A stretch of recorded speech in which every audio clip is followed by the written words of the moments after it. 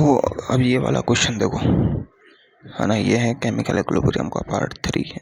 अब ये वाला क्वेश्चन देखो, अपन क्वेश्चन पे आ गए थे ना।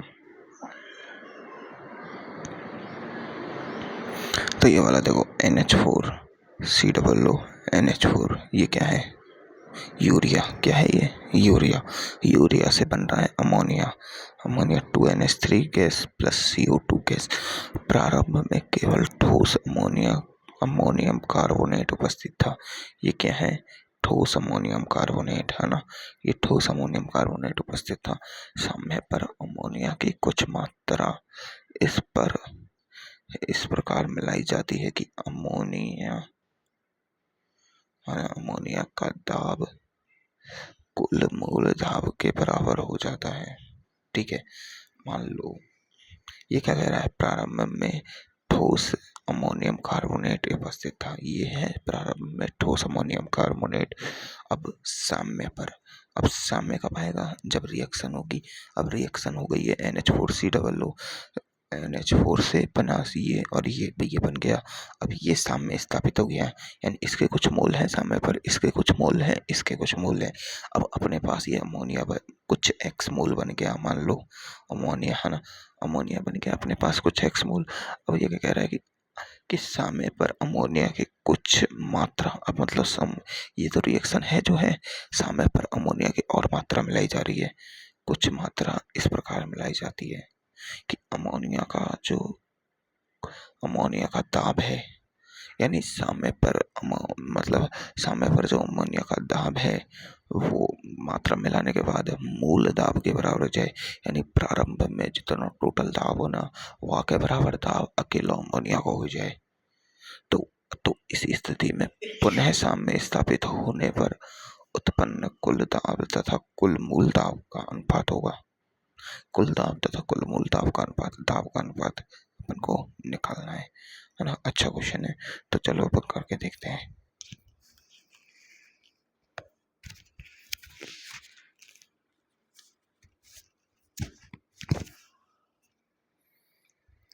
ठीक है, तो अपन को करना क्या है? अपन को देखो पहले तो रिएक्शन लेनी है। रिएक्शन क्या थी? अमोनियम कार्बोनेट था।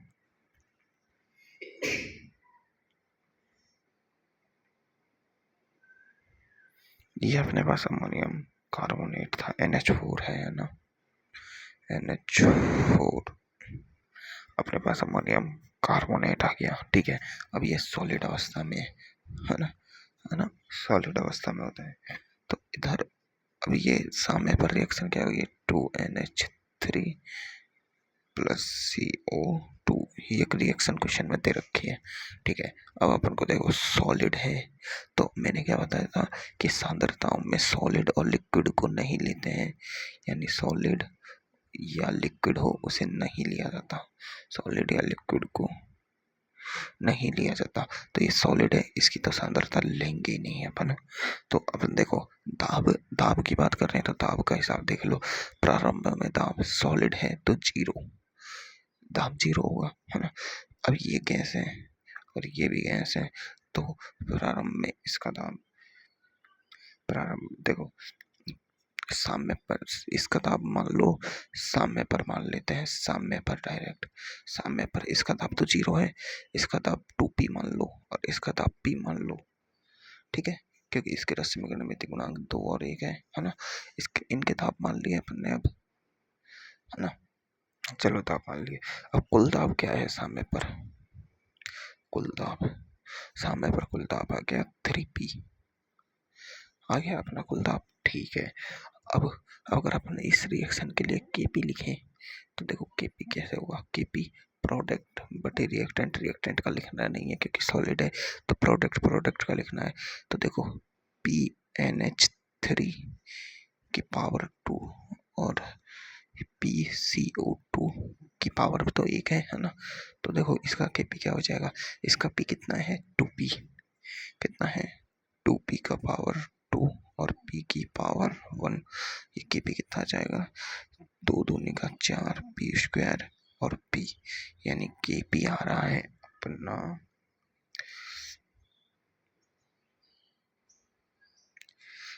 देखो इसको ना यहीं तक कर लो, अपन को कैलकुलेट भी तो करना है बाद में, तो अभी इसको यहीं तक छोड़ देते हैं, है ना।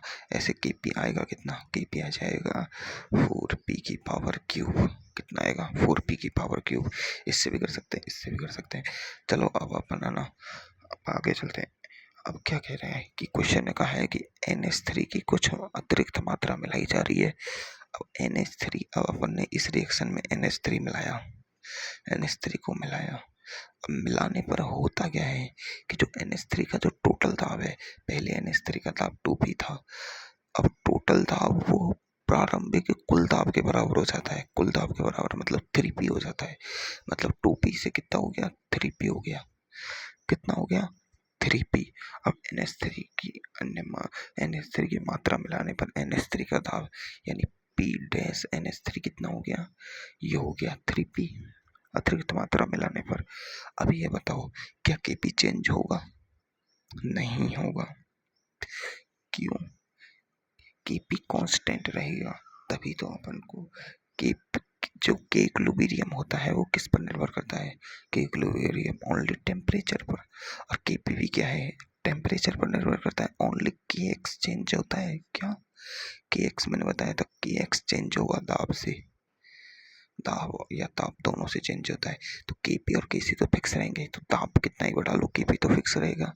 मतलब अब देखो, अब रिएक्शन क्या होगी, अब नया केपी आएगा तो क्या होगा, केपी तो फिक्स रहेगा, लेकिन पी डैश NH3 की पावर 2, है ना, और पी डैश CO2 दोनों चेंज हो जाएंगे न्यू केपी के लिए, है ना। दोनों चेंज हो जाएंगे क्योंकि सब में चेंज हो जाएगा। अब देखो ये केपी इसी के बराबर रहेगा, है ना, तो इस केपी को इसके बराबर कर दो 2p की पावर 2 और p की पावर 1। अब देखो PnH3 कितना है 3, तो 3 p की पावर 2 और p डैश अपन को PCO2 निकालना है ना, है ना। PCO2 यहाँ से अपन को निकालना ही पड़ेगा, तो PCO2 तो अपन को निकालना है P डैश CO2, है ना। देखो अब अपन कैसे सॉल्व करते हैं इसको, चलो सॉल्व करते हैं। देखो इसको सॉल्व कर लो, ये टोटल कितना आ रहा है 4p क्यूब, और ये कितना आ रहा है 3 3 9p स्क्वायर, है ना। और ये क्या है p डैश CO2।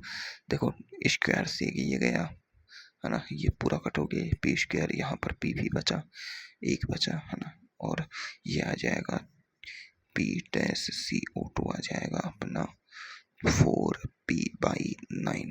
कितना आ गया 4p/9। अब देखो, अभी इसने क्वेश्चन ने क्या कहा है, क्वेश्चन ने कहा है कि ऐसा हो गया, उसके बाद अपन ने ये निकाल लिया। उसके बाद कह रहा है कि पुनः साम्य स्थापित होने पर उत्पन्न कुल दाब तथा कुल मूल दाब, यानी ये कुल मूल दाब, है ना, और पुनः साम्य स्थापित होने पर कुल दाब का अनुपात निकालना है। देखो पुनः साम्य कहाँ स्थापित हुआ है, इसमें इनमें पी डैश पे, है ना, पी डैश पे। तो देखो पी डैश का कुल साम्य कुल दाब कितना है, देखो पी डैश पे कुल दाब है, देखो पी डैश पर कुल दाब है, एक तो पी डैश NH3 का जो कितना है 3p, और एक पी डैश CO2 का ये कितना है 4p/9। तो इन दोनों को योग करो, और इन दोनों का योग कितना हो जाएगा 3p + 4p/9, तो ये हो जाएगा 9 और 9 दिया 18p, 9 कम 9, 9 से कट गया, बचा कितना 4p, ये बचा 18 और 4 22p। कितना बच रहा है रे,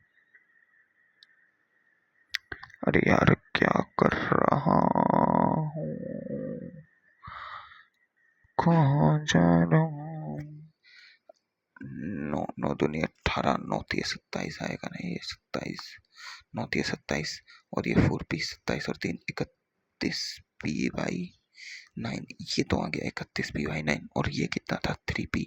तो अनुपात देखो कौन सा अनुपात पूछा है, कुल दाब तथा कुल मूल दाब, यानी पी टोटल नया और पी टोटल ओरिजिनल, यानी पी टोटल न्यू बटे पूछा है पी टोटल ओरिजिनल, ओरिजिनल, है ना। तो देखो न्यू तो आया 31p/9 और ओरिजिनल कितना था, ओरिजिनल था 3p। तो देखो 3 से तो 3 गया है ना, और ये इससे मल्टीप्लाई हो जाएगा, कितना गया 9 3 27 31/27 आंसर आएगा। ये भी याद रखना होता है अपन को कि क्वेश्चन में देखो क्या कहा है, क्वेश्चन में कहा है कि पुनः साम्य स्थापित होने पर उत्पन्न कुल दाब, यानी जो बाद में उत्पन्न हुआ है वो कुल दाब पहले लेना है, तथा तथा कुल मूल दाब का अनुपात ये बाद में लेना है। तो देखो ऐसे अपन को पता होना चाहिए कौन सा पहले लेना है। ऑप्शन हमेशा मिलेंगे तुम्हें 31/27 और 27/31, ये दोनों ऑप्शंस हमेशा मिलेंगे क्वेश्चंस में ऐसे। तो अपन को खुद को देखना है कि कौन सा क्वेश्चंस, कौन सा अपन को लेना है, ठीक है। देखो एक इसके ऊपर का क्वेश्चंस देखो, एक क्वेश्चन को मैं यही समझाता हूँ। ए से बना बी, क्या बना, ए से बना बी,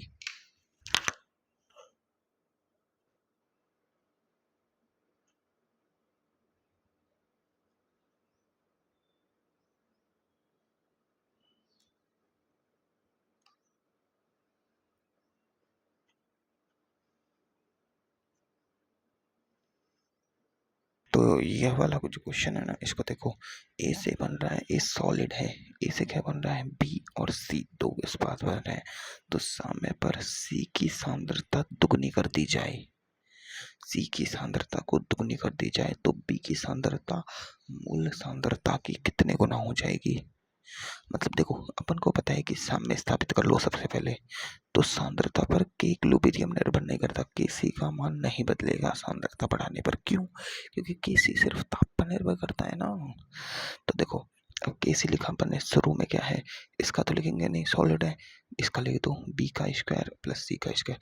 अब क्या कह रहा है कि इस बी की इसकी सांद्रता को कर दो दुगना, दुगना मतलब 2c, इसकी सांद्रता 2c कर दी, और ये बी डैश हो गया नया, है ना। बी डैश अपन को निकालना है, इसको बराबर इसको कर दो, तो देखो बी डैश स्क्वायर सी, है ना, और 2c के बराबर कर दो इसे, इसे इसके बराबर कर दिया। तो देखो यहाँ से अपन ने देखो 2c से ये गया बचा 2, है ना, 2 इधर गया मल्टीप्लाई में, नीचे आ जाएगा डिवाइड में, और ये बी स्क्वायर है, बी डैश पर स्क्वायर है, इसे इधर ले आओ, B dash equal to B by root 2, इतनी गुना हो जाएगी बस। ये ऐसे क्वेश्चन है ना। अच्छा क्वेश्चन तो ये वाला था, बड़ा वाला।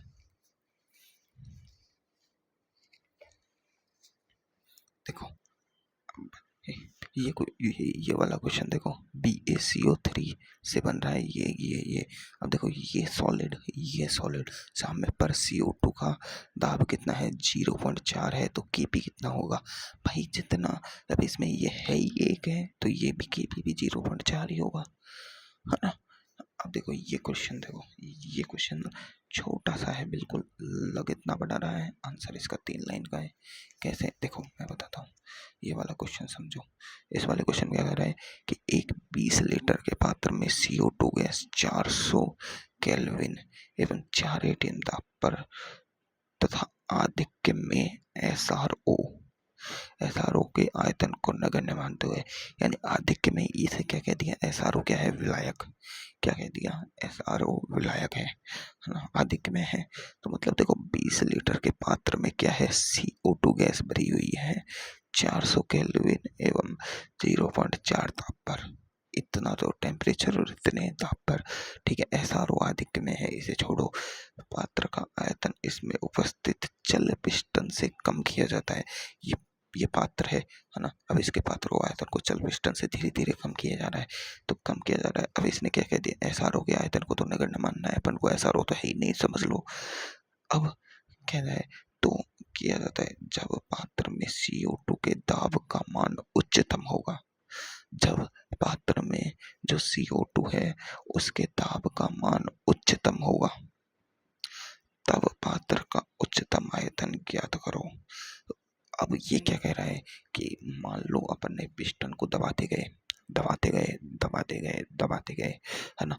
अब क्या होगा, पिस्टन दबाने से क्या होगा, देखो मैं बताता हूँ कि अगर अपन पिस्टन को दबाते जाएंगे तो पात्र का आयतन घटता जाएगा, तो CO2 द्वारा लगाया गया जो प्रेशर है वो बढ़ता जाएगा, क्योंकि गैस को कंप्रेस करने पर गैस का प्रेशर बढ़ जाता है। अब यहाँ क्या कह रहा है कि चल पिस्टन को कम किया जा रहा है, तो कम किया जाएंगे तो जैसे जैसे आयतन कम होता जाएगा वैसे वैसे CO2 का दाब का मान उच्चतम होता जाएगा। अब ये क्या कह रहा है कि ऐसी स्थिति बताओ जिसमें CO2 का दाब उच्चतम हो जाए।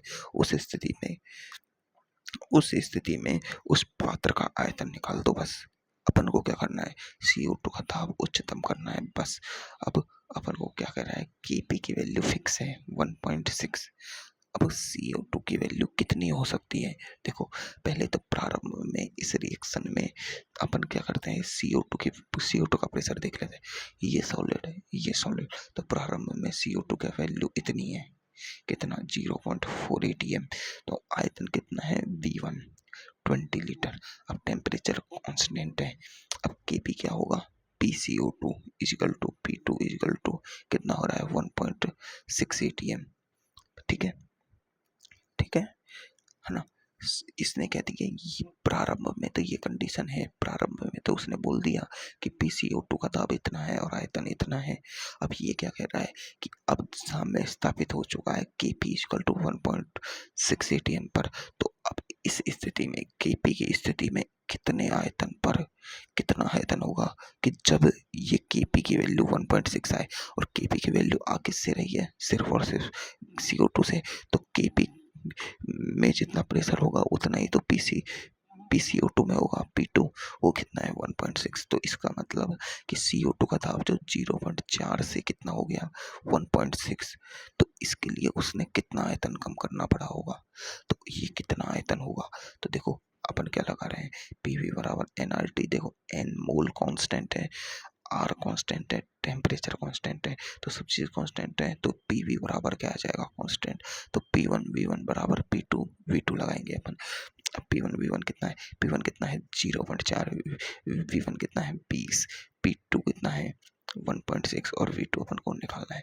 तो देखो ये आ जाएगा V2 डायरेक्ट 5 लीटर, मतलब 15 लीटर कंप्रेस कर लेंगे ना, 15 लीटर पात्र को, यानी 20 लीटर के पात्र को 5 लीटर पर छोड़ेंगे तब जाके आएगा। इतना तो आप समझ में आया, आ गया होगा। हम देखो 700 केल्विन पर ये रिएक्शन दे रखी है, Kp की वैल्यू दे रखी है, Kc की वैल्यू पूछा है, तो Kp Kc में क्या संबंध है, Kp इक्वल टू क्या होता है Kc RT की पावर डेल्टा Ng। अब देखो डेल्टा Ng निकालो इसका, इधर तो 2 है, इधर 1 और 2 कितने हैं 3। अब देखो यहाँ पर अगर मान लो ये सॉलिड होता तो इसके 2 गुण नहीं लेते, अपन को सिर्फ रस समीकरण में गुणांक किसके लेने हैं, जो गैसीय अवस्था में है। गैसीय अवस्था में है वही तो पात्र के आयतन को पर निर्भर करेगा, है ना। तो सॉलिड को नहीं लेना होता है हमेशा ही, ठीक है। तो इसका कितना है 2 और इसके कितने हो गए 3, तो 2 - 3 -1 आ रहा है। डेल्टा Ng कितना आ रहा है -1, तो Kc की RT की पावर कितनी लगेगी -1, है ना। तो ये Kp की वैल्यू दे रखी है, Kc निकाल दो, Kp इक्वल टू Kc बटे RT की पावर।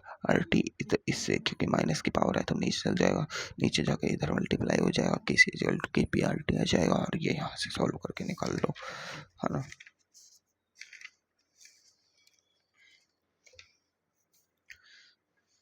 देखो अब देखो मैंने कल पढ़ाया था ना, उस टाइप के क्वेश्चन आ गए। देखो इसमें क्या बोला है कि N2 प्लस O2 बनाते हैं 2NO। क्या बना रहे हैं 2NO। N2 प्लस O2 क्या बना रहे हैं 2NO। तो इसका इक्विलिब्रियम क्या है K1। अब देखो ये रिएक्शन को उल्टा कर दिया, 2NO नहीं, उल्टा नहीं बढ़ाया है आगे, 2NO प्लस O2 मिलके बना रही है 2NO2, यानी इसको है ना, इसको आगे कर दिया, यानी ये ए रिएक्शन है तो ये बी रिएक्शन हो गई, इसका हो गया K2। अब ये NO2, इस NO2 यानी पहले तो इसे आधा किया है, देखो इसको आधा कर दिया, है ना, आधा कर दिया और उल्टा भी कर दिया। देखो किसी को n मल्टीप्लाई, देखो K1 ये है और K1 को n से मल्टीप्लाई कर दो, n चाहे 1 हो, 1/2 हो, 1/4 हो, 3/5 हो, कुछ भी हो, है ना। तो उसका अगला K2 क्या होगा, K2 होगा n K1, मतलब 1/2 K1 हो जाएगा ये, है ना। अब देखो इधर से इधर ले आए तो ये उल्टा हो गया, तो इसके लिए क्या करते हैं अपन, K2 को 1/K1 लिखते हैं, है ना। तो ये उल्टा करो इससे, अब तो ये इसका आ जाएगा, ये तो 2 तो ऊपर चल जाएगा, 2/K1। इसका ये तो आएगा, मतलब इसका इक्विलिब्रियम इसके सापेक्ष आएगा, मतलब के इक्विलिब्रियम आएगा 2/K2। अब K2 की जगह अपन को लिखना है K1, क्या लिखना है K1, है ना। तो समीकरण 3 देखो, समीकरण 3 कैसे बन रहा है। पहली बात तो समीकरण तो एक है, समीकरण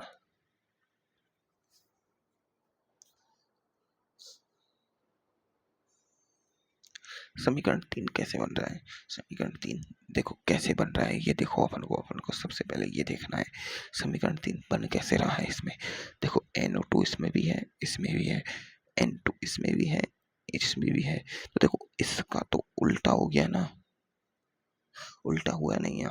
इसके जो रिएक्टेंट है वो इसके प्रोडक्ट हो गए, रिएक्टेंट है जो इसके यहाँ पर हाफ O2 है, क्या है, हाफ O2। तो ये वाली बात याद रखना हमें इस क्वेश्चन में, इस क्वेश्चन को सही करने के लिए। ये हाफ O2 है, क्या है, हाफ O2, ठीक है। तो अब देखो ये इसका उल्टा है, तो के इक्विलिब्रियम है जो K1 का उल्टा है। अब इसमें देखो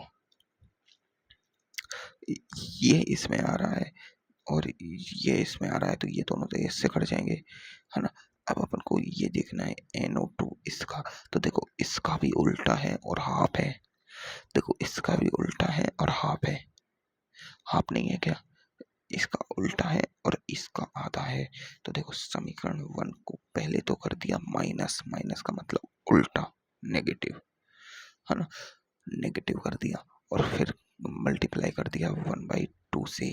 फिर ऐसे ही समीकरण 2 को भी कर दिया उल्टा, यानी नेगेटिव, और मल्टीप्लाई कर दिया 2 से। तो अब समीकरण 1 मल्टीप्लाई है विद 2 और समीकरण 2 मल्टीप्लाई है 1/2। तो समीकरण 1 की पावर 1/2, 1 की पावर k की पावर 1/2, है ना, ये पावर में आ गया। तो अब इसको बस सॉल्व कर दो, आ जाएगा आंसर, है ना। अब देखो ये वाला क्वेश्चन देखो, 3A2 plus B2 equal to 2A3B K1 बना, है ना। A3B 3/2A2 1/B2 ये K2 का है ना। तो अब ये पूछ रहा है साम्य नियतांक K1 व K2 के बीच संबंध। देखो ये इसका उल्टा हुआ है और 1 और आधा हुआ है, उल्टा और आधा। तो देखो पहले K2 बराबर, पहले तो K1 को करो उल्टा कर दिया, K1 का उल्टा, उल्टा करने के बाद n कितना है इसका 1/2, ये 1/2 मतलब 1/रूट के आ रहा है, आ गया ना। देखो इस वाली रिएक्शन में देखो NO2 2NO इसका K1, है ना, N2 3H2 इसका 2NH3, ठीक है। दोनों रिएक्शंस बिल्कुल अलग है, चलो कोई बात नहीं। अब अगली रिएक्शन देखो H2 plus 1/2 O2 equal to क्या बन रही है H2O, चलो ये K3 है, ठीक है। अब नेक्स्ट रिएक्शन देखो, इसमें क्या है प्रोडक्ट 2NH3, 2NH3 मतलब सिर्फ उल्टा हुआ है, तो K2 समीकरण तो क्या होगा, K2 तो होगा उल्टा, तो -2K2 का तो पहली बात तो ठीक है, -2 हो गया, क्यों, क्योंकि ये तो वो उल्टा हुआ है ना, तो -2 को अपन डायरेक्ट लिख सकते हैं, यहाँ लिख दो, क्या यहाँ -K2, ठीक है, -K2। अब ये देखो 5O2 इसमें भी है, इसमें भी है, इसको मत लो, दो में है ना, मत लो, इसको देखो 2NO, इधर भी 2NO, इधर भी NO, तो ये ऐसे की ऐसे मल्टीप्लाई हुआ K1, ठीक है। इधर देखो 3H2O, है ना, और इधर H2O यानी 3 ये इसका 3 गुना हो गया, तो इसका 3 गुना हो गया, तो इनटू, अब देखो उस एक ही दिशा में है, तो K3 की पावर 3, तो देखो ये तो हो जाएगा 1/K2, ये हो जाएगा K1, k3 की पावर 3 तो मतलब k1 k3 की पावर 3 बाई k2। ये आ गया आंसर। कैसे आया, समझ में आया? चलो। और तो देखो ये रिएक्शन है, इसका ये कैसे दे रखा है कि 400 केल्विन पर कैसे दे रखा है, अभिक्रिया की प्रकृति कैसी होगी। देखो क्या कह रहा है, टेम्परेचर बढ़ा, टी इंक्रीज हुआ है ना, 300 से 400 बढ़ा है, और टी इंक्रीज होने पर 4 इंटू, अब ये मत देख लेना, 4 से 2 कम हो गया, कम नहीं हुआ है, ढंग से देखो इसे, देखो कितना है, 4 इंटू 10⁻⁻5 और 2 इंटू 10⁻⁻4। कौन सा बड़ा है? अब ज़्यादातर कहेंगे कि ये बड़ा है, क्यों, इस पर पावर भी 5 है और ये भी 4 है और इस पर पावर 4 है। नहीं, लेकिन गलत, यहाँ पर माइनस में 5 है।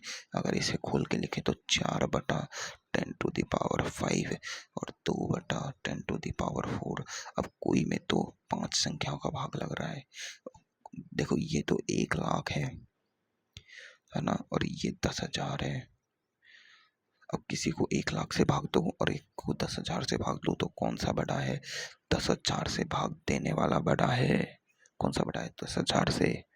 अब देखो ऐसे ही देखो, 4 है इंटू 10⁻5 और इधर 0.2 इंटू 10⁻5। कौन सा बड़ा है? ये बड़ा है। क्यों? क्योंकि इसमें देखो 4/10⁵ है, लेकिन इसमें 0.2/10, इसे 4 करो माइनस, है ना, 10⁴। अब इसे हटाएंगे तो एक 0 और आ जाएगी, तो ये हो जाएगा 10⁵5। अब दोनों में 1,00,000 का भाग लग रहा है, लेकिन ये संख्या छोटी है, ये संख्या छोटी है, तो ये छोटा है कि ये बड़ा है। माइनस की घातों का हमेशा याद रखना है, ठीक है।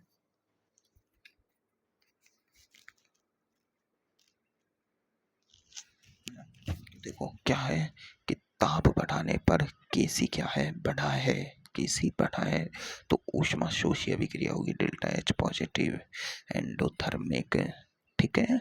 ऊष्मा शोषी को इंग्लिश में क्या बोलते हैं? एंडोथर्मिक। एक रिएक्शन देखो, ए से बी, ए प्लस बी और बना रहा है सी प्लस डी। केसी की वैल्यू 4। किसी समय पर ए की सांद्रता बी, बी की सांद्रता सी, सी की सांद्रता डी, सबकी सांद्रता 1 मोल हो, तो अभिक्रिया की दिशा है।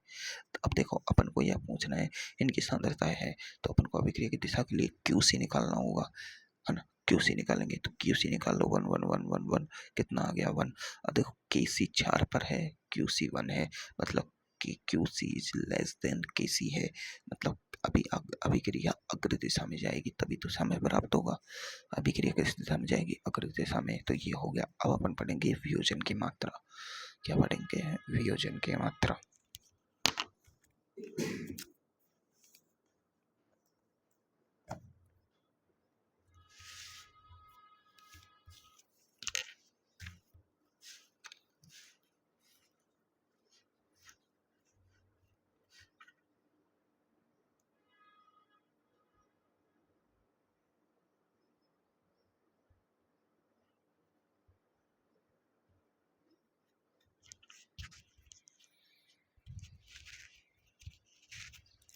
वियोजन की मात्रा क्या होती है? अल्फा, मतलब प्रति मोल क्रियाकारक कितने वियोजित हो रहे हैं। प्रति मोल, इसे क्या कहते हैं? प्रति मोल क्रियाकारकों के वियोजित मोल। क्या है? प्रति मोल क्रियाकारकों के वियोजित मोल, है ना। देखो सर ने क्या बताया है, सर ने एक फॉर्मूला लिखा है, NX = A अल्फा। जब भी वियोजन की मात्रा लगाना है अपन को ये लगाना है। इसमें N क्या है? N क्या है? क्रियाकारक के रस समीकरण में गुणांक। N क्या है? क्रिया कारक के रस समीकरण मिति गुणांक, है ना। X क्या है? क्रियाकारक के वियोजित मूल। क्या है? क्रियाकारक के वियोजित, आपकी वियोजित मूल हो सकते हैं, सांद्रता हो सकती है, है ना, दाब हो सकता है, आयतन हो सकता है। अपन किस चीज पर रिएक्शन को ले रहे हैं उस पर निर्भर करेगा। मोल ले रहे हैं, रिएक्शन का आयतन ले रहे हैं, सांद्रता ले रहे हैं, ताप ले रहे हैं, दाब ले रहे हैं, है ना। और अब देखो ये क्या है, ये क्या है, वियोजन की मात्रा जो अपन को निकालनी है। ये क्या है, क्रियाकारक के प्रारंभिक मूल्य या सांद्रता या दाब या आयतन। ये क्या है, क्रियाकारक है ना, कि प्रारंभिक। एक्स तो क्या है, वियोजित मूल अल्फा, है ना। ये क्या है, प्रारंभिक मूल, सांद्रता, दाब और आयतन, है ना, आयतन। और एक अल्फा क्या है, अल्फा है वियोजन की मात्रा क्या है, की मात्रा। अब देखो इसको अपन को हर रिएक्शन के लिए एप्लीकेबल करना होगा। जैसे कोई रिएक्शन है अपने पास, पहली रिएक्शन ली है सर ने, H2 plus N2 is equal to 2HI, है ना। अब इसके लिए अपन को देखो क्या करना है, इसके लिए अपन को क्या निकालना है, अल्फा निकालना है ना। तो देखो शुरुआत में इसकी सांद्रता मान लो A, इसकी सांद्रता मान लो B, है ना। अब इसकी तो 0 होगी प्रारंभ में, फिर इसमें क्या होगा, इसमें से x घटेगा, इसमें से भी x घटेगा, है ना। तब इसका जाके बनेगा 2x, ठीक है। अब अपन को क्या करना है, इसके लिए अब अपन को अल्फा लिखना है। क्या लिखना है, अल्फा। क्या लिखना है, अल्फा। तो अब अपन अल्फा कैसे लिखते हैं, देखो अब देखो एक एक के लिए लिखने, H2 के सापेक्ष अल्फा लिखो, H2 के सापेक्ष अल्फा लिखते हैं। तो देखो H2 में देखो N क्रियाकारक के रस में गणमितीय गुणांक, क्रियाकारक का रस में गणमितीय गुणांक कितना है, 1। तो देखो 1, x क्या है, क्रियाकारक के वियोजित मूल, x के वियोजित मूल कितने हैं, इसके वियोजित मूल कितने हैं, x कितने हैं, x तो 1 इंटू एक्स, है ना। a क्या है, क्रियाकारक के प्रारंभिक मूल कितने हैं, a कितने हैं, प्रारंभिक मूल a, प्रारंभिक मूल किसका है, a। और अल्फा क्या है, वियोजन की मात्रा जो निकालना है। तो अल्फा बराबर क्या आया, x बाई ए। अगर प्रारंभ में अगर कह दिया जाए कि रिएक्शन में प्रारंभ में H2 और N2 के एक एक मूल्य हैं, तो अल्फा बराबर क्या आ जाएगा, x, क्योंकि ये तो A1 मोल हो जाएगा, है ना। तो ऐसे निकालना है अल्फा बराबर x। अब देखो मैं डायरेक्ट एक फॉर्मूला बताता हूँ, सीधी सी बात है, अल्फा बराबर लिखो डिसोसिएटेड मोल बटे टोटल मोल। डिसोसिएटेड मोल यानी वियोजित मोल, मोल बटे कुल मोल। किसका लिखना है, अल्फा। H2 का लिखना है, डिसोसिएटेड मोल कितना है, x, अल्फा बराबर x बाई ये कितना है, a। इसका लिखना है, इसके डिसोसिएटेड मोल कितना है, x बाई b। इसका कितना है, इसके डिसोसिएटेड मोल है ही नहीं, इसके लिए तो अल्फा कितना आ जाएगा। अल्फा सिर्फ अपन इसके लिए लिख सकते हैं, इनके लिए नहीं है, ये तो खुद एक प्रोडक्ट है। इसका अल्फा कितना होगा, इसका अल्फा इनके हिसाब से होगा कितना, 2 अल्फा होगा। इसका अल्फा होता है बस क्रियाकारकों का, पहली बात अल्फा क्रियाकारकों का होता है, प्रोडक्ट का कोई अल्फा नहीं होता, प्रोडक्ट के लिए अल्फा निकाला जाता है उल्टा, है ना। अब देखो इस इस फॉर्मूले की कुछ खामियां हैं, इसकी कोई खामी नहीं है, पर इसमें बहुत मुश्किल है करना, समझ ही नहीं आएगा।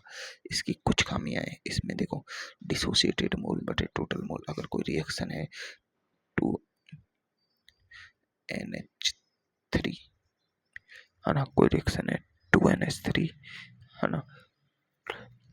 कौन सी रिएक्शन लूँ यार, एक अच्छी सी रिएक्शन दिख जा, हाँ ये वाली रिएक्शन देखो, N2 प्लस 3H2, है ना, N2 plus 3H2 equal to बना रहा है 2NH3, ये वाली रिएक्शन देखो।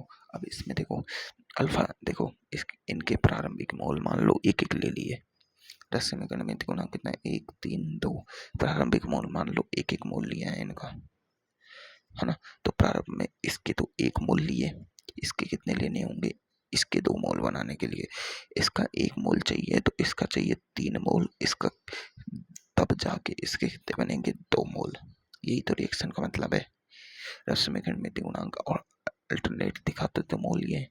तो अब इसके लिए देखो अल्फा कैसे लिखेंगे, इसके लिए अल्फा आएगा तो इसके लिए देखो, इसके लिए तो 1 माइनस एक्स करना होगा, है ना, और इसके लिए करना होगा 3 माइनस कितना करना होगा x, नहीं 3x। अब ये 3x क्यों किया, ये 3x ऐसे करना होगा, इसका बनेगा 2x। अब अपन को यहाँ पर इसके देखो अल्फा लिखते हैं ना, तो इसके देखो अल्फा कितना आएगा, इसके लिए अल्फा आएगा x। देखो अल्फा बराबर क्या आएगा x के, है ना, अल्फा बराबर क्या आएगा x के। तो इसके लिखो 1 माइनस अल्फा, इसके लिए लिखना होगा 3 माइनस 3 अल्फा, तब बनेगा इसका 2 अल्फा। ये है इसके वियोजित मोल। अब ये में तुम कहोगे कि ऐसे कैसे लिख दिया, इसके 3 अल्फा क्यों आ गए, इसका 3x क्यों आया। देखो ये एक बात होती है, इसने कहा कि इसका 1 मोल 1 अणु आएगा, तब इसके 3 अणु चाहिए, तब जाके इसका 2 अणु बनेगा। समझ आई बात, यानी इसका 1 अणु 1n2, देखो 1n2 ही तो है 2n, और इसके 3 दूनी 6 चाहिए, 3 दूनी 6 मतलब NH3 की रिएक्शन क्या होती है, 1H 1H 1H, 1n 3 को मल्टीप्लाई करता है NH3 में। तो एक बात बताओ, अगर मान लो 1n2 प्लस अगर अपन 1H2 करते हैं तो क्या NH3 बनता, नहीं बनता, NH3 बनता ही नहीं, है ना। तो ऐसे समझो कि एक NH3 बनाने के लिए, मतलब एक NH3 बनाने के लिए कम से कम अपन को हाफ N2 प्लस 3/2H2, है ना, इजिकल टू कितने, तब जाके एक NH3 बनेगा। मतलब इसका 1n लो और इसके 3 लो, तब जाके बनेगा, यानी इसका 1 इसका 3 लेंगे तब इसका 1 NH3 बनेगा, है या ना, है या ना। हाँ भाई बात सही है, बात एकदम सही है। तो इसका 1n लेंगे, इसका NH3 लेंगे, 1H 3H लेंगे, तब इसका NH3 बनेगा। एक मतलब ये 1 लेंगे तब ये 3 लेंगे तब ये 1 बन रहा है। बन रहा है कि नहीं बन रहा है, बन रहा है भाई, बन रहा है ना। और इसके 2 लेंगे तब इसके 6 लेंगे तब इसके 2 बनेंगे। तो इसके कितने 8 लिए, 3 तो इसके कितने लेने पड़ेंगे अपन को 2 और 6, तो इसको देखो इसके 8 लिए तो 8 लिए, है ना, तो इसके कितने लेंगे 8 दिए 24, कितने 24, तब जाके इसके कितने बनेंगे 16, है ना। अब यही क्रम चलता रहेगा। इसका मतलब अगर इसका अगर 1 घटाएंगे 8 में से इसके 2 घटाए तो इसके कितने घटाने होंगे 6, कितने 6, 24 माइनस 6, है ना, तब जाके इसके 2 बनेंगे। समझ आई बात। टोटल मोल, अगर टोटल मोल इसके 8 थे, इसके 24 थे और इसके अपन को पता नहीं, है ना, इसके अभी बनाने हैं, तो इसमें से मान लो 2 मोल टूट गए, तो इसके कितने टूटेंगे उस टाइम पे 6 मोल टूटेंगे, तब जाके 2 मोल NH3 बनेगा। ये वाली बात समझ आई, मतलब इसका ये अपने रस समीकरण गुणांक के हिसाब से टूटेगा, ये अपने रस समीकरण गुणांक के हिसाब से टूटेगा, तब जाके ये बनेगा। तो इसमें से 3 में से कितने घटेंगे, जब इसका 1 में से x घट जाएगा तब इसके 3 में से 3x घटेंगे, तब जाके ये 2x बनेगा। ये वाली बात समझ आ गई। तो अब अपन को कभी दिक्कत आएगी नहीं इन क्वेश्चंस में। तो अब अपन देखो क्वेश्चंस करते हैं, डायरेक्ट सॉल्व करते हैं। अब देखो अपन को करना क्या है, अपन को अल्फा ना रिएक्शंस के लिए लिखना है, अल्फा की वैल्यू।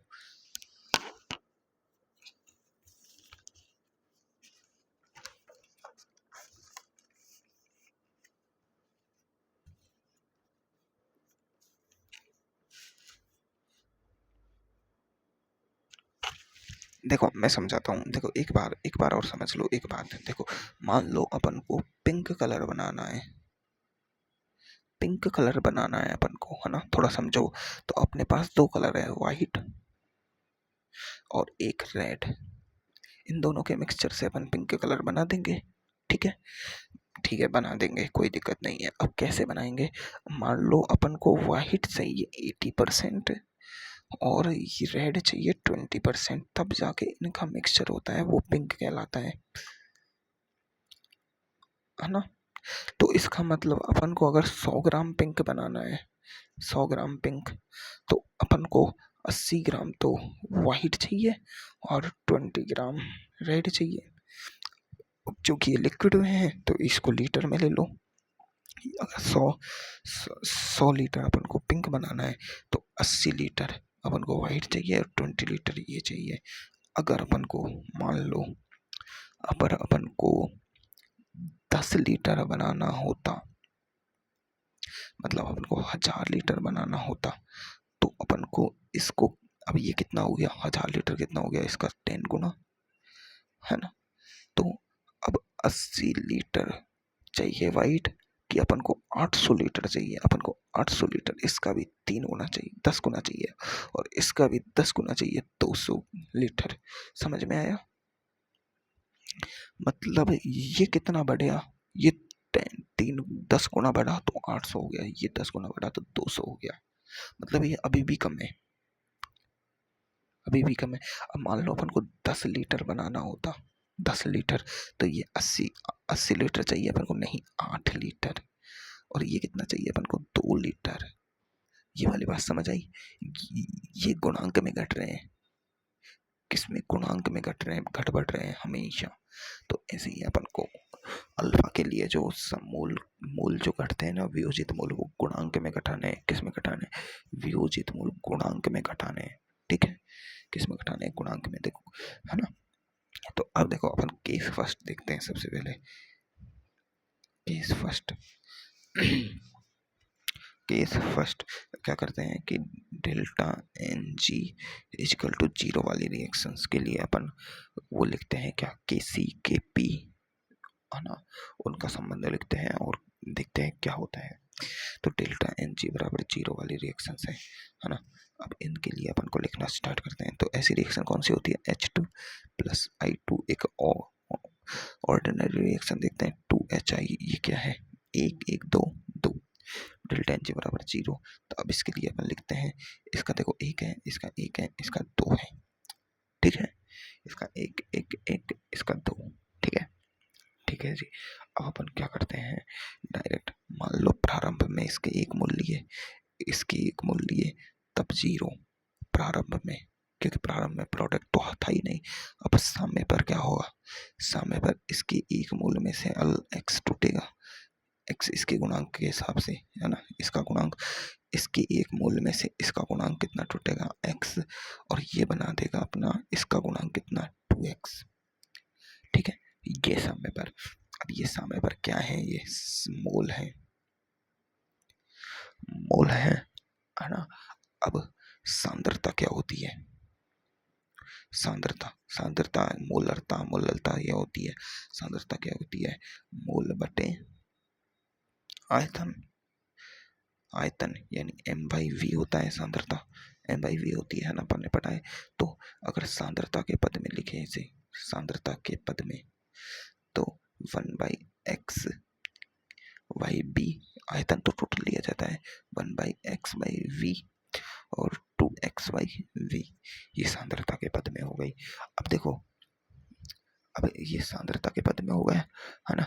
ये क्या है, सभी साम्य सांद्रता है, इन्हें क्या कहेंगे अपन, साम्य सांद्रता, ठीक है ना। अब अपन देखते हैं कि साम्य पर मोल भिन्न, क्या, साम्य पर मोल भिन्न, देखो अब मोल भिन्न क्या होती है, मोल भिन्न मैंने तुम्हें पढ़ाया था, मोल भिन्न होती है खुद के मोल बटे टोटल मोल, है ना, खुद के मोल बटे टोटल मोल। साम्य पर देखो मोल, देखो इसके मोल तो 1/x है, इसके ये है, इसके ये है ना। अब अपन को साम्य पर मोल भिन्न लिखनी है, तो साम्य पर टोटल मोल करना होगा। साम्य पर टोटल मोल करो, 1 - x प्लस 1 - x + 2x। तो ये देखो माइनस माइनस है ना, ये माइनस है ना, तो ये देखो कितना हो गया 1 और 1 2 -2x + 2x। तो समय पर टोटल मोल कितने आ रहे हैं 2। हमेशा हर रिएक्शन के लिए अपन को समय पर उसके टोटल मोल निकालने हैं। तो इसके टोटल मोल कितने आ रहे हैं 2।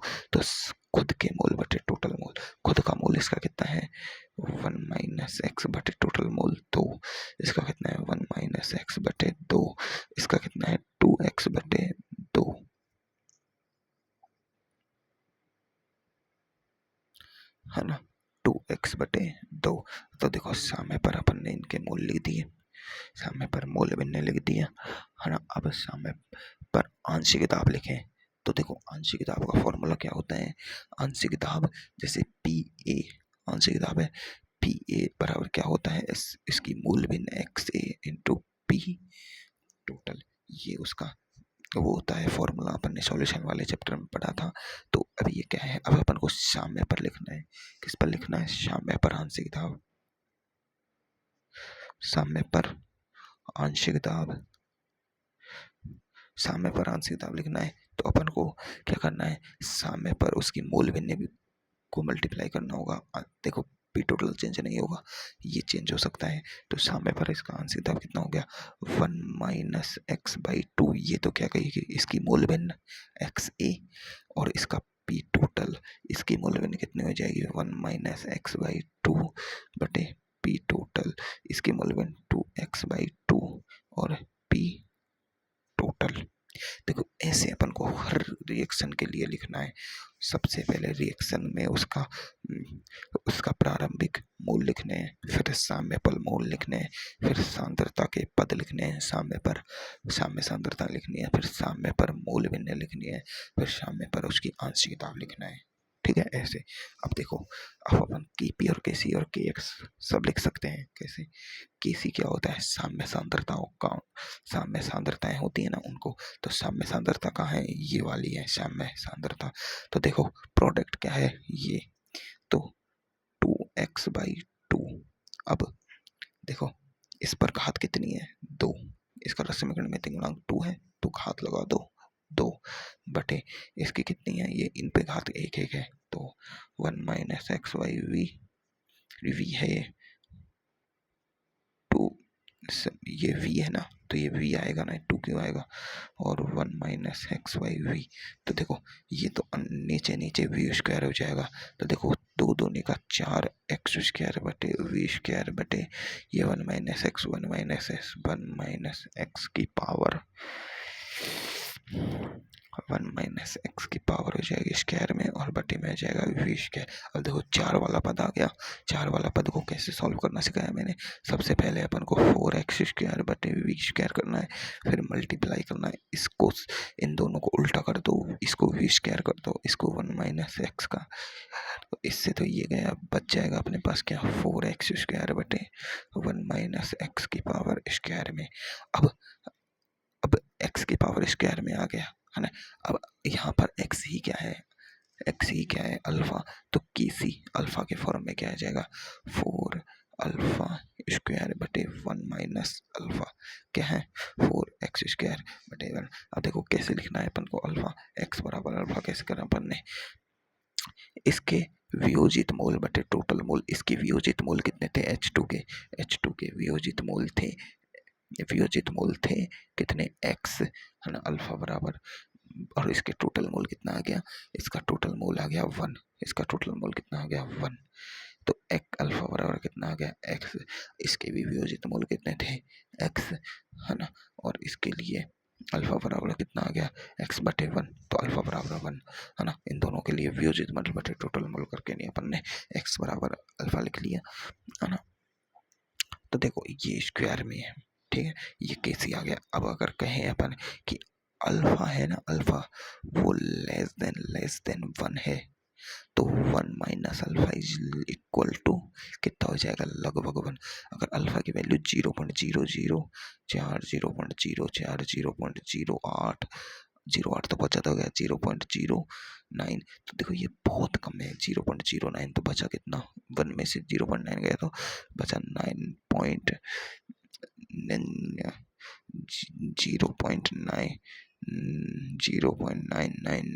0.9 लगभग एक ही होता है ना। तो एक ही होता है, तो ये तो और भी कम है, ये तो थोड़ा बहुत है, ठीक है। ये 0.01 है ना, 0.01 जी। अल्फा हमेशा 10 to the power, अल्फा की जो रेंज होती है वो 10 to the power -3 -2 से 10 to the power -5 के बीच होती है। यानी 1 में 100 का भाग दो, 100 का भाग से 1 में 1 लाख का भाग तक होती है अल्फा की रेंज। तो ये क्या आ जाएगा, KC = आ जाएगा 4α²/1, है ना। तो देखो अल्फा की वैल्यू क्या आ जाएगी यहाँ पर, KC बटे क्या आ जाएगा 4, और इसको लगा दो रूट। ये आ रही है अल्फा की वैल्यू।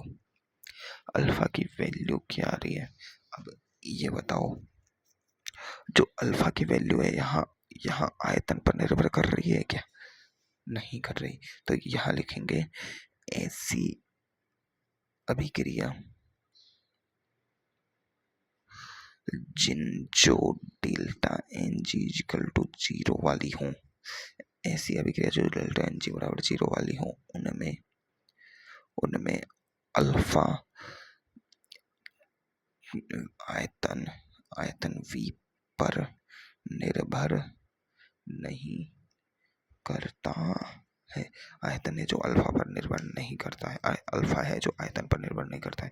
अब देखो अपने पास साम्य पर इसके मूल भिन्न है, इनके मूल भिन्न है, आंशिक दाब है, मूल भिन्न से अपन KX लिख सकते हैं, इससे अपन KP लिख सकते हैं। तो देखो KP लिख के देखते हैं, KP लिख के देखते हैं। तो देखो साम्य पर अपने पास मूल भिन्न क्या क्या आई थी, साम्य पर अपने पास मूल दाब क्या क्या आया था, 1 - x/2 PT।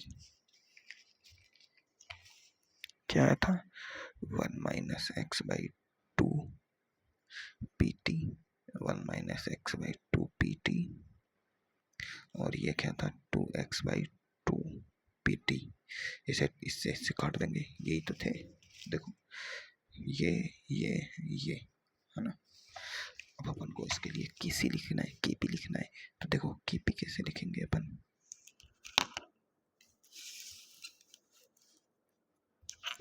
KP कैसे लिखेंगे, देखो KP लिखना भी आसान है।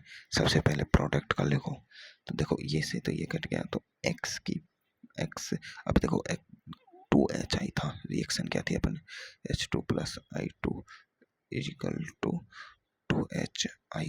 तो इसकी पावर x है ना, XPT की पावर टोटल कितना आ रहा है, P/T छोटा है, K² बटे ये देखो 1 - x/2 PT की पावर कुछ नहीं, और 1 - x/2 PT, है ना।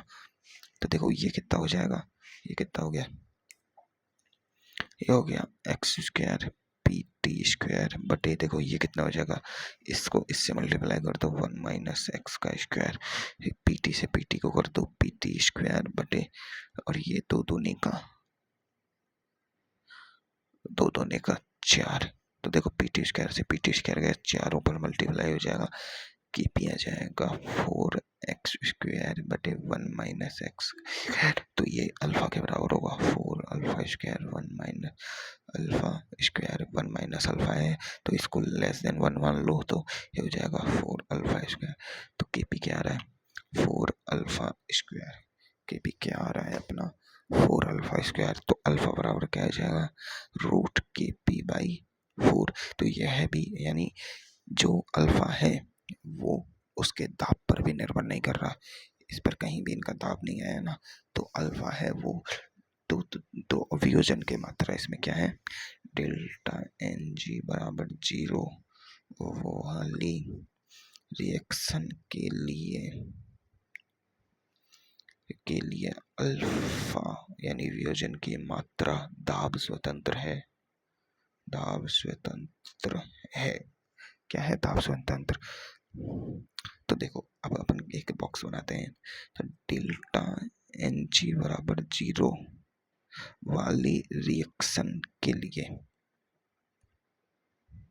डेल्टा एन जी बराबर 0 वाली रिएक्शन के लिए कुल मोल नियत रहते हैं। देखो कैसे,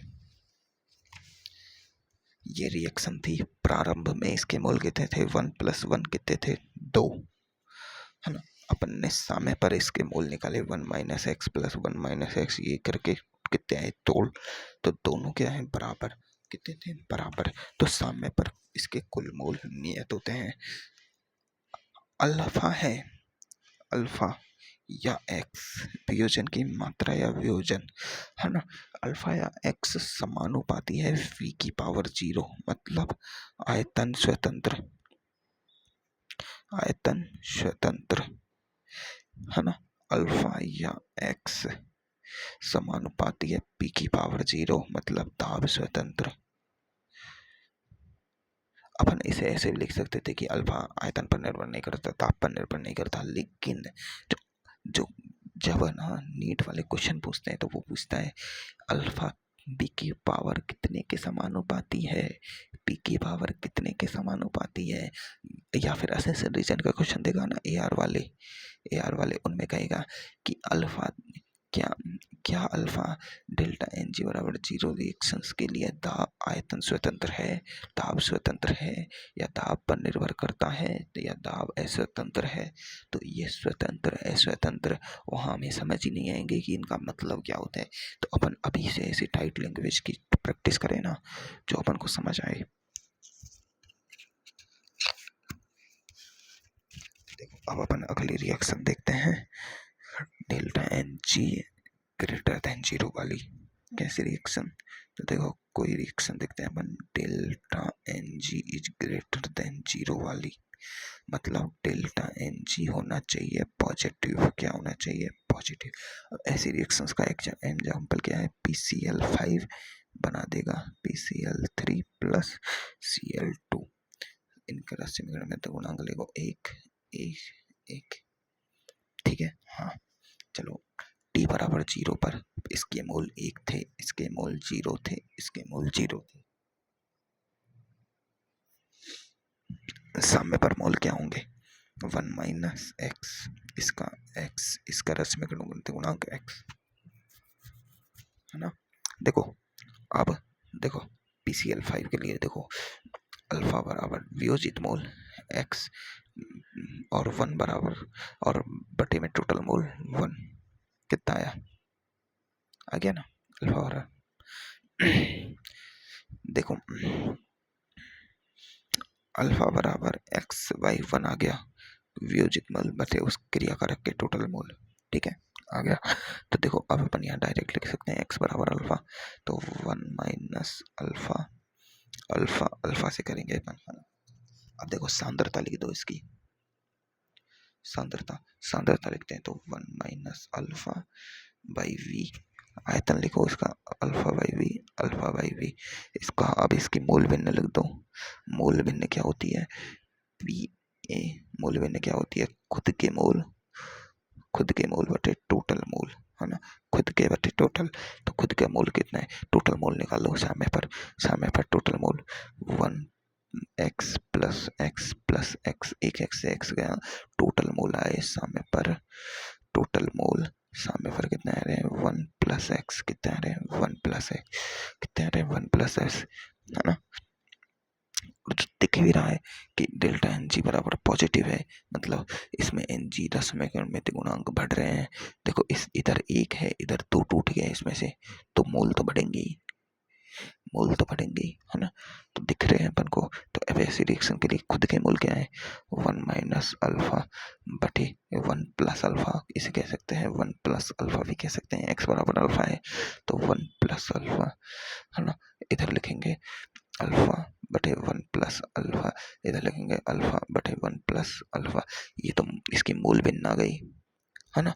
अब इसके आंशिक दाब के लिए, आंशिक दाब क्या होता है, PA बराबर XA डॉट P टोटल, कितना, P टोटल। अब देखो इसका PA कितना है, XA ये है, वन माइनस अल्फा बटे वन प्लस अल्फा, है ना। और इधर मल्टीप्लाई कर दो पी टोटल से, अल्फा बटे one plus alpha multiply with P total, alpha one plus alpha multiply with P total, है ना। ये अपन ने लिख लिया। अब देखो ये तो अपन ने लिख लिए। अब अपन यहाँ पे केसी लिखे इसके लिए, केसी। तो केसी देखो Cl2 के लिए इसकी सांद्रता क्या है, अल्फा बाई वी, और इसके लिए क्या है अल्फा बाई वी, और इसके लिए क्या है one minus alpha by V. तो देखो ये तो हो जाएगा अल्फा स्क्वायर वी स्क्वायर, ये हो जाएगा one minus alpha by V. तो देखो ये तो ऊपर मल्टीप्लाई होगा, ये इधर मल्टीप्लाई होगा, इससे तो ये गया। तो ये क्या बचा, के सी इक्वल टू क्या बचा, अल्फा स्क्वायर वी, और ये मल्टीप्लाई में वन माइनस अल्फा। इसे है ना तुम सॉल्व करके देख लेना भले ही, मेरे तरीके से इसको मल्टीप्लाई लेके जाओ तो ये ऊपर जाएगा, ये नीचे रहेगा, है ना। तो देखो के सी आ गया। अब ये वन माइनस अल्फा इसको लेस देन मान लो, तो के सी इक्वल टू डायरेक्ट आ रहा है अल्फा स्क्वायर वी, और अल्फा बराबर आएगा, अल्फा बराबर क्या जाएगा अपना, अल्फा बराबर आएगा, अल्फा बराबर आएगा के सी, ये इससे मल्टीप्लाई हो जाएगा डॉट वी और इसका रूट। तो जो केसी है वो अल्फा पर निर्भर कर रहा है, मतलब अल्फा समानुपाती है वी की पावर वन बाई टू की।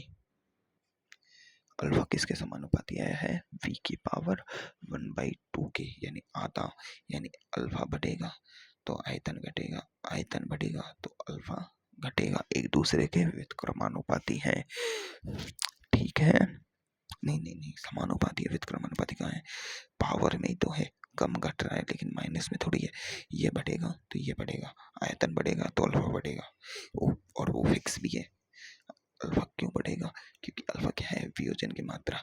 अगर देखो ये अगर 100 पन्ने PCl5 लिए और 5 टूटे,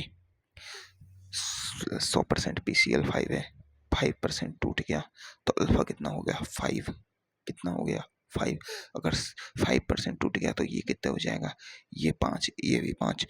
अगर अल्फा 100% में से 50% टूट गया तो ये भी 50, ये भी 50, अब 50-50 ज़्यादा आयतन करेंगे तो आयतन बढ़ रहा है, तो अल्फा का मान भी बढ़ रहा है।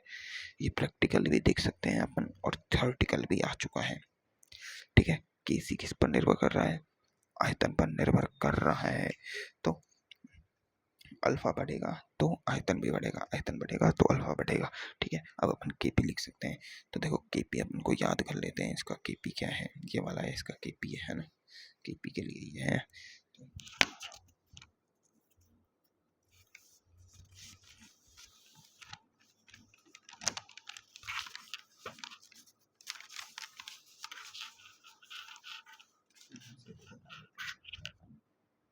यहाँ से डायरेक्ट लिख लेते हैं इसका केपी।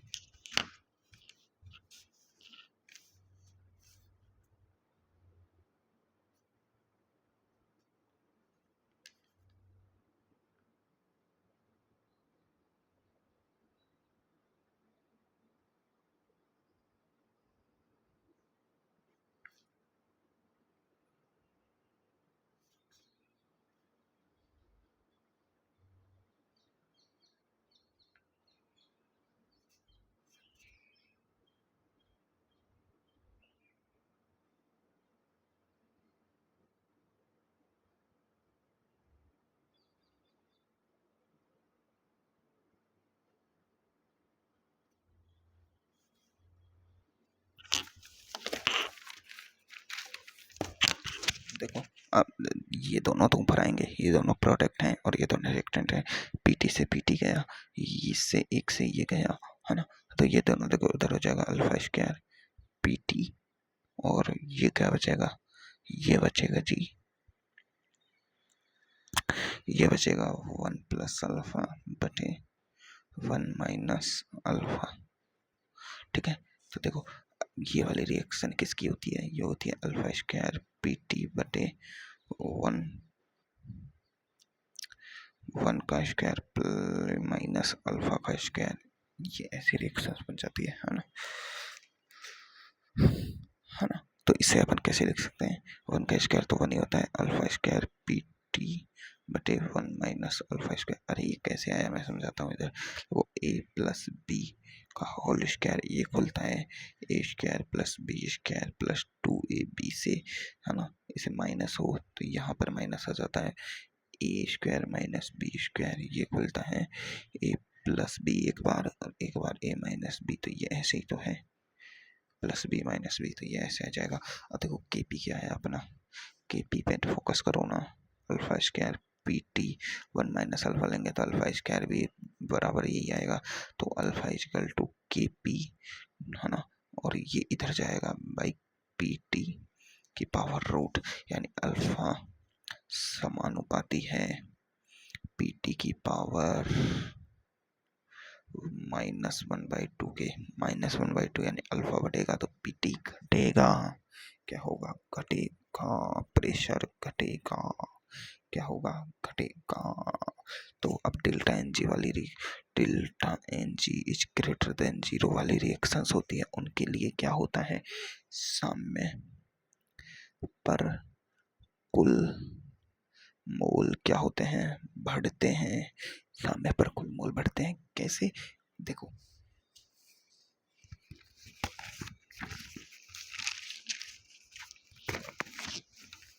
इधर देखो, अपन ने कुल मोल निकाले, यह है 1+x, कितना है 1+x, और इधर देखो कुल मोल कितना है 1, तो 1 में x बढ़ गया, जितना टूटा उतने मोल बढ़ गए, बढ़े कि नहीं बढ़े, बढ़ गए।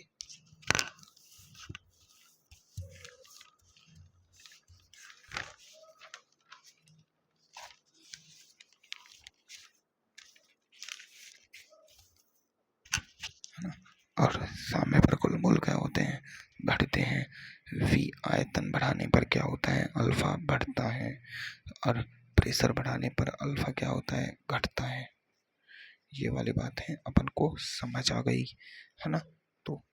तो यहाँ पर डेल्टा एन जी बराबर ग्रेटर देन 0 वाले रिएक्शंस के लिए क्या अल्फा दाब या आयतन स्वतंत्र है, दाब या आयतन स्वतंत्र है, नहीं, दाब या आयतन पर निर्भर कर रहा है, निर्भर कर रहा है ना।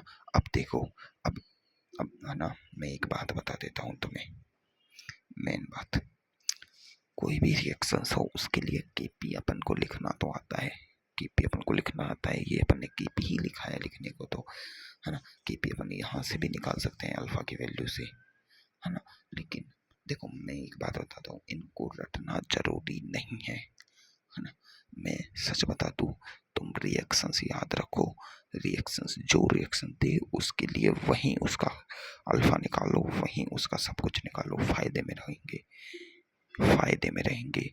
देखो अगर अपन कोई रिएक्शन को टाइप कंप्लीट सॉल्व कर,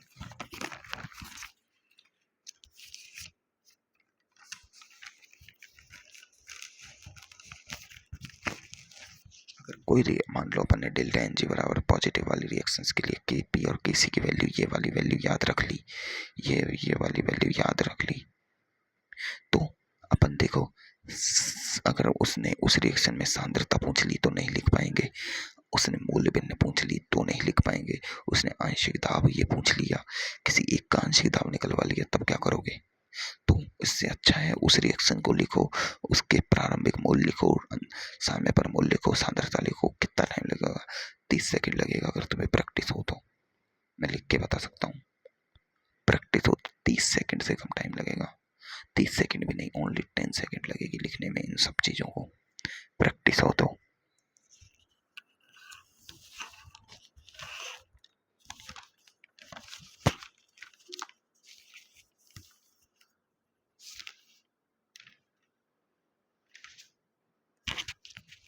अब चलो देखो अब बनाना की पी निकालने का एक नया फॉर्मूला होता है, उसको फॉर्मूले को देख लेते हैं। देखो रिएक्शन अपने पास चल रही थी PCl5 equal to PCl3 + Cl2, है ना। तो मान लो इसके साम्य पर मोल N1 है, इसके N2 है और इसके N3 है, ठीक है, साम्य पर मोल। तो अपन क्या कहेंगे, ये तो क्या है, प्रोडक्ट के मोल, प्रोडक्ट के मोल, है ना। ये क्या है, रिएक्टेंट के मोल, है ना। तो रिएक्टेंट के मोल, और इस साम्य पर इस पूरी रिएक्शन का साम्य पर दाब कितना है, P टोटल PT, ठीक है। तो अब अपन इसके लिए केपी लिखेंगे ना, केपी। तो केपी कैसे लिखेंगे, प्रोडक्ट के मोल, है ना, मोल प्रोडक्ट के, है ना, बटे मोल रिएक्टेंट के इनटू, कैसे लिखेंगे, पी टोटल बटे एन टोटल। ये क्या है, साम्य पर लिखने हैं, पी टोटल साम्य पर, एन टोटल साम्य पर। किस पर लिखना है, एन टोटल साम्य पर। और इन दोनों की पावर लगा दो डेल्टा एन जी। देखो इसको इस फॉर्मूले में इसको लिखूं तो के पी इजिकल टू, देखो प्रोडक्ट के मोल कितने हैं, n two plus n two और एन थ्री, क्या है, N two into n three. Multiply में करने हैं अपन को हमेशा, किस में करने हैं, मल्टीप्लाई में। यहाँ एन टोटल लिख रहे हैं, लेकिन ये प्रोडक्ट के मोल ना जो मल्टीप्लाई में करने हैं, ये वाला एन वन, है ना। पी टोटल कितना है, पी टोटल अपन को दिया होगा, एन टोटल कितना है, n one plus n two plus n three, है ना, और इसकी पावर डेल्टा एन जी। अगर डेल्टा एन जी पॉजिटिव वाला है तो positive, delta N g negative वाला है तो नेगेटिव, जीरो वाला है तो जीरो, जीरो वाला है तो ये एक हो जाएगा, ये बचेगा बस, है ना। तो ये अपन को लिखना आ चुका है, आ चुका है, आ चुका है।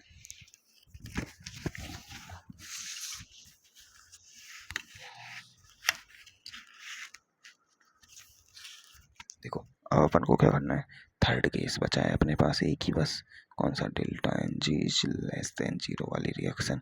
उसके लिए एक एग्जांपल लो, ये एग्जांपल है N two plus three H two equal to two N H three. अब देखो इसका एक, इसका तीन, इसका दो, ठीक है। तो देखो t बराबर जीरो पर इसके एक मूल लिए, इसके तीन मूल लिए, तब इसके जीरो थे। इसमें से एक में से क्या घटाएंगे, x, इसमें से तीन में से क्या घटाएंगे, 3x मल्टीप्लाई में घटेगा, और इसके कितने बनेंगे, मल्टीप्लाई में ही 2x, ठीक है। अब x बराबर अल्फा होता है, देखो इसके लिए भी लिख के देख लो। अब तुम कहोगे कि इसके लिए अल्फा निकालो, तो देखो इसके वियोजित मूल कितने हैं, अल्फा बराबर वियोजित मूल 3x और टोटल मूल 3, एक्स अल्फा बराबर एक्स आ गया। अगर तुम इसके लिए वियोजित मूल एक्स ले लेते, एक्स ले लेते वियोजित मूल, तो इसके लिए अल्फा कितना हो जाता, एक्स बाई थ्री हो जाता, अल्फा एक्स बाई थ्री। अब एक्स के लिए एक्स की जगह अपन को क्या लिखना पड़ता, थ्री अल्फा लिखना पड़ता, जो कि सही है। अब वन देखो, one minus x, one minus alpha लिखेंगे, इसके लिखेंगे थ्री माइनस थ्री अल्फा, कितना लिखेंगे, थ्री अल्फा। तो थ्री अल्फा ही लिखना होगा अपन को हमेशा, है ना। और ये टू एक्स ऐसे। अब देखो वही सांद्रता लिखेंगे, सांद्रता में इसको क्या करते हैं अपन, one minus alpha by V, three minus three alpha by V, two X by V, ये सांद्रता। अब अपन क्या लिख सकते हैं, मोल भी लिख सकते हैं, टोटल मोल निकालो जल्दी से, total mole one minus alpha three minus three alpha plus में, है ना, और प्लस टू अल्फा। देखो माइनस के थ्री, माइनस के थ्री, माइनस का फोर अल्फा प्लस के टू अल्फा, और ये प्लस तीन और ये चार, तो चार माइनस टू अल्फा। कुल मोल क्या हुए हैं, माइनस टू अल्फा घट गए, उसमें तो प्लस अल्फा जुड़े, इसमें घट गए, तो इसमें टोटल मोल क्या घटता है, घट जाते हैं, वो है भी, इधर एक है इधर तीन है, और बचे बने कितने, चार में से बचे दो, कितने, दो बने बस। तो इसके लिए टोटल मोल घट रहे हैं, है ना। तो अब इसके लिए अपन को क्या लिखना है, वन माइनस अल्फा, मोल बिन लिखो, वन माइनस अल्फा बटे फोर माइनस टू अल्फा, अरे यार बहुत लंबा हो गया, थ्री माइनस थ्री अल्फा बटे four minus two alpha, two alpha, है ना, बटे फोर माइनस टू अल्फा, है ना।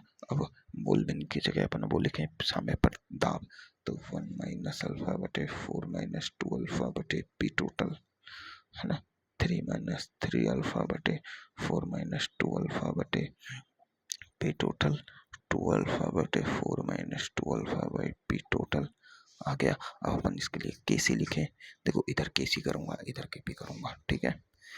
तो देखो केसी इधर केपी, केसी बराबर क्या होता है, सांद्रता, लिखो two alpha by V, power कितनी लगेगी, टू, पावर कितनी लगेगी टू, है ना, बटे, अब देखो इसको लिखो one minus alpha by V, और इधर 3 - 3 अल्फा बाई वी की पावर कितनी लगेगी? 3। पावर कितनी लगेगी रे? 3, है ना। अब इसको सॉल्व करो, देखो अब कैसी सॉल्व करो, कैसी को, 2 दूनी का 4 अल्फा स्क्वायर बटे वी स्क्वायर, है ना। अब इसको इधर सॉल्व करो, 1 माइनस अल्फा, ये v, देखो v की पावर 3 आएगी, 3 इंटू 1 v की पावर आएगी बटे में टोटल v की पावर 4, है ना। v की पावर 4 क्योंकि 3 तो यहाँ से आ गई। अब देखो इसको सॉल्व करो, 3 माइनस 3 अल्फा, है ना, की पावर 3। अगर 3 को बाहर ले लो तो 1 माइनस अल्फा और 3 बाहर आ जाएगा।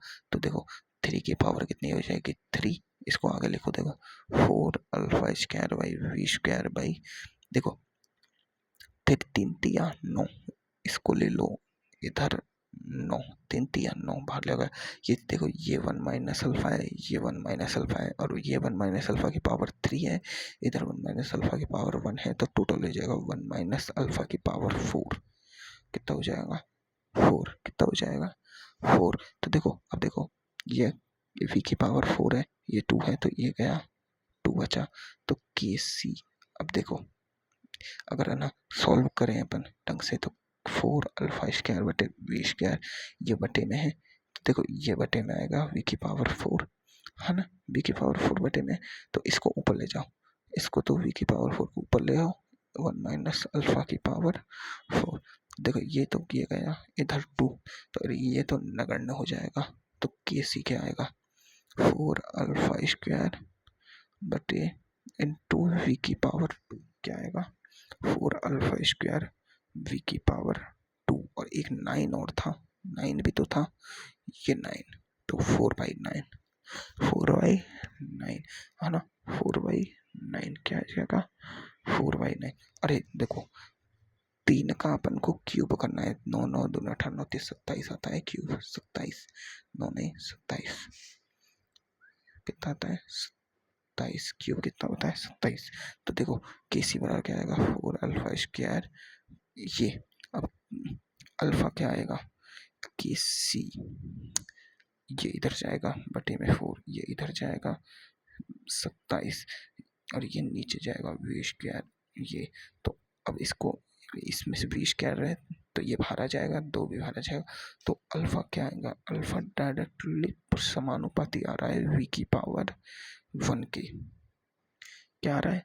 वी की पावर 1 के व्युत्क्रमानुपाती पे आ रहा है, व्युत्क्रमानुपाती पे 1/v पे, तो अल्फा बढ़ेगा तो आयतन घटेगा। कैसे आ रहा है? देखो अल्फा बराबर आएगा 1/v, और अंडर रूट में आएगा 27 के बटे 4। 4 का भी लिख सकते हैं अपन, कितना आएगा? 2। 27 का अपन क्या लिख सकते हैं? 27 का नहीं आएगा, इसका आएगा 1/2v, तो अल्फा डायरेक्टली समानुपाती आ रहा है 1/v के, इसके आ रहा है 1/v के। ठीक है, यहाँ से तो ये पता चल गया अपन को। अब केपी भी देख सकते हैं अपन जल्दी से, तो इसमें क्या आएगा? आयतन बढ़ाने पर अभिक्रिया, देखो अब आयतन व्युत्क्रमानुपाती है ना। तो देखो एक सर ने एक लाइन लिखी है, वो लाइन का मतलब मैं बाद में बताऊंगा, है ना। देखो केपी, अब केपी लिखे इसके लिए, तो देखो देखो मैं क्या करता हूँ कि यहीं अपन केपी लिख लेते हैं जल्दी से। चलो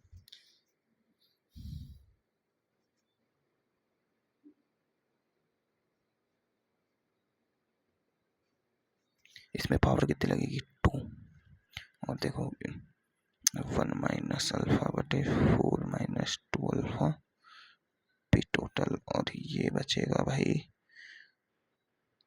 3 माइनस 3 अल्फा बटे 4 माइनस 2 अल्फा, यार पी टी इसकी पावर 3।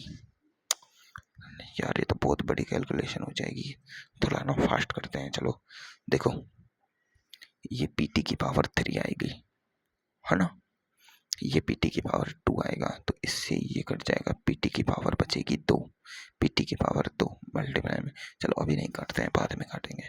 देखो ऊपर करो, 2 दूनी का 4 अल्फा स्क्वायर बटे,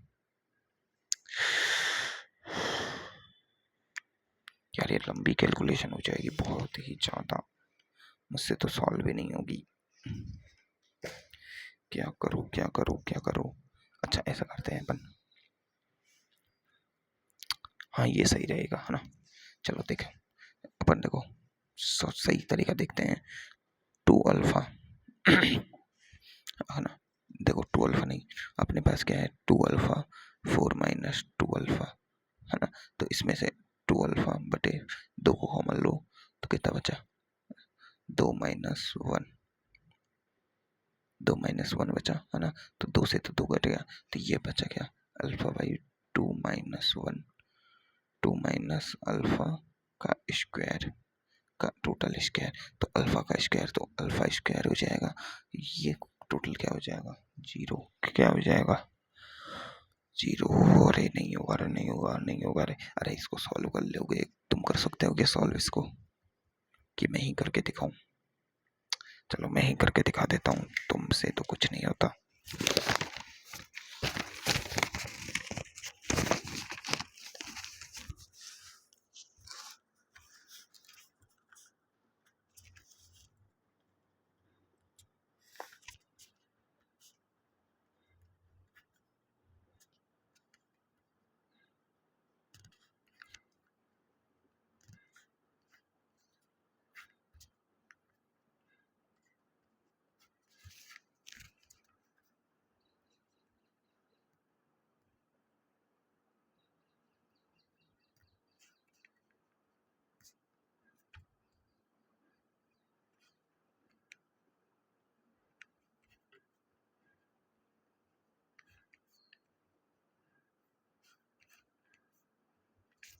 देखो ये है अपने पास, सबसे पहले देखो इधर ये 1 है, इधर ये इसकी पावर में ये कितना आएगा 3, और ये इसकी पावर में 2। तो देखो KP ये आ जाएगा 4 अल्फा² बटे 4 - 2 अल्फा का कितना आएगा स्क्वायर, और PT का क्या आएगा, PT तो ऊपर होगा ना, PT का स्क्वायर, ठीक है। मल्टीप्लाई करो, इसको लाओ ऊपर, इसको ऊपर लाएंगे तो 4 - 2 अल्फा बटे 1 - अल्फा बटे PT, क्योंकि ये ऊपर में है तो नीचे आएगा। इसको लाओ ऊपर जल्दी से, इसको देखो मल्टीप्लाई करके ले आओ, 4 - 2 अल्फा की पावर 3 बटे 3 - 3 अल्फा की पावर 3 PT की पावर 3। देखो ये PT की पावर 2 है, तो इससे तो ये गया, ठीक है। अब ये PT की पावर क्यूब है, इससे ये गया, तो KP क्या बचा, 4 अल्फा² मल्टीप्लाई में 4 - 2 अल्फा मल्टीप्लाई में 4 माइनस, देखो ये 4 - 2 अल्फा ये स्क्वायर बटे ये बचेगा 1 - अल्फा, और ये देखो इसमें से 3 को बाहर लो, ये बचेगा 1 - अल्फा का क्यूब। 3 का क्यूब कितना हो जाएगा, 3 का क्यूब हो जाएगा 9 × 27, और हो जाएगा 1 माइनस, इसको भी मल्टीप्लाई में रखो, 1 - अल्फा का क्यूब, है ना। 1 - अल्फा का क्यूब बचा क्या, पी टोटल बचा, एक ये और एक ये बचेगा पी टोटल का स्क्वायर, क्योंकि देखो यहाँ पी टोटल स्क्वायर 2 में है और यहाँ 3 और 1 4 में है, तो नीचे स्क्वायर 2 बचेगा, है ना। अब देखो ये और ये एक जैसे हैं, तो KP इक्वल टू आ जाएगा 4 अल्फा²। इसमें से 2 को कॉमन लो, किसको कॉमन लेंगे अपन,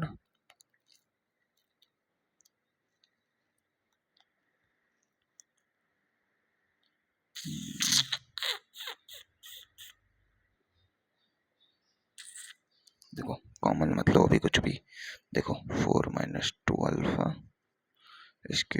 इंटू ये क्या है, ये 4 कहाँ से आ गया, अरे बहन का मामा का, ये 4 कहाँ से आ गया, 4 अल्फा² 4 - 2 अल्फा, ये तो कुछ नहीं है गए, है ना।